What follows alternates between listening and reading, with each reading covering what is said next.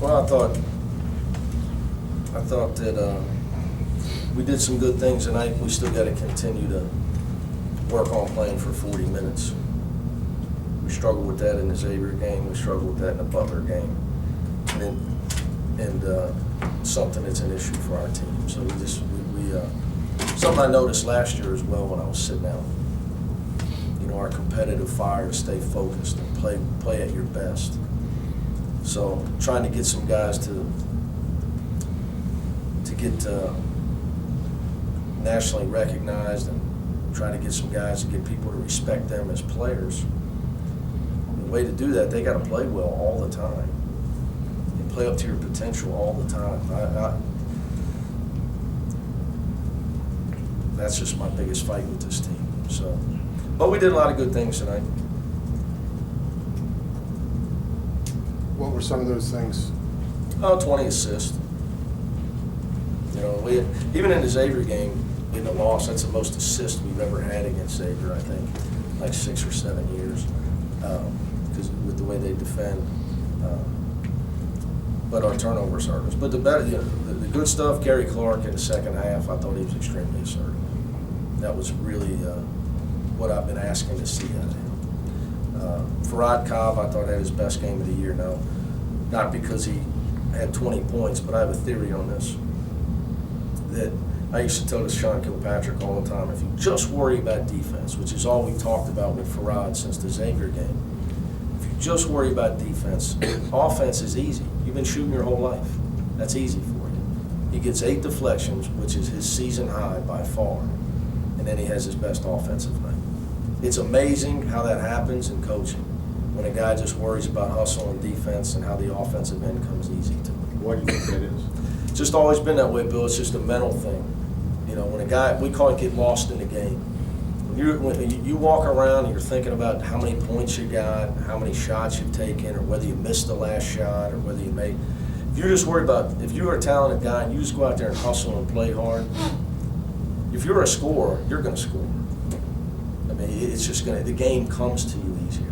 You know, when you're out there thinking about, like Troy, like what I would contend is Troy only had 4. People are saying, oh, he's not shooting the ball well of late. He's feeding into that. He's worrying about that. I never mention shooting. All the thing we talk about is shooting open shots. I never, ever mention anything to a guy about shooting. We never talk about it, other than mechanics, you know, and trying to give guys confidence. So if the head coach doesn't take you out for missing open shots, why are you worried if you're missing? Just worry about defense, playing hard, taking care of the ball, and keep firing. But it's tough, you know. Players can be fragile at times. They let certain things affect them. What was your message to these guys preparing for this game after Xavier game? The same as it always is. You know, we got to get better. And as much as, you know, we want to beat Xavier because of the rivalry, really this year, not only was it a rivalry, it had been a huge win for your RPI and your tournament resume. It's a long year. It's a long year. You got to just keep trying to get better. You got to come closer as a team. Everybody's mind's got to be about being a good team. My message to our guys is we'll have the kind of year that the players will allow us to have.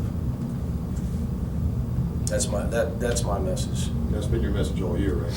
Yeah, but I guess I expounded on it, and like I explained to him, you know, in the last 12 years or so, Rick Pitino, Jim Calhoun, Bob Huggins, and Jim Boeheim all have something in common. They've all been to the NIT. They're the same coach, different players. You know? So when you get a group of guys that's committed to winning, the talent level in college basketball, you know, it is not that disparaging. It's really not. You know, teams that play hard, play smart, really are down for the cause without conditions of playing time and who shoots. Those are the teams that you'll see succeed. But, you know, those are the teams that'll grind it out and that'll have great years. We have to become that type of team. And the other thing is, you know, I told the guys we've got a tough schedule. You know, did that on purpose, trying to get us ready to be ready for our league and to get us as, you know, in reality, as much as I could get us in reality. You know, this team I thought was going to win their league. That's why we played them. You know, Jeff Short, I know Jeff Short. He didn't have a great night tonight. He's talented. You know, they're picked to win their league. So, but when you make a tough schedule, it's challenging. You know, the next two for us are tough. So it sounds like you hit a little rough stretch there before tonight, a couple games. It sounds like you're encouraged going into that stretch. No, I mean, you know one thing I'll tell you, Rush, that experience has told me, the hardest thing is because you guys got to say, you know, hey, they're playing well, they're playing well. It all ends. You better worry about tomorrow. You better, just because you played well yesterday or an individual player played well yesterday, it doesn't mean they're going to play well the next day. That's what I've learned. You better just worry about, like tomorrow we're going to watch film. We got something to do with the Boys and Girls Club as a team. And we got to have great practices Thursday and Friday. You know, I just don't think it's something that happened, you know, and you're in a good place or a bad place. It all is going to depend on what happens Saturday at whatever time we play VCU. Because you say whenever you're encouraged and you go to VCU, you're not able to get the job done. But you can play well, you know, with the schedule we have. You can play well at times and get beat. I mean, you just can. You know, people don't like when I say it. I mean, Xavier's got a really good team. You know, we did a lot of it. To hold them to 23 in the second half, we gave ourselves a chance. Didn't make enough shots. You watched the film, we didn't make enough shots. So the schedule we have, it's putting a lot of pressure on us to get better.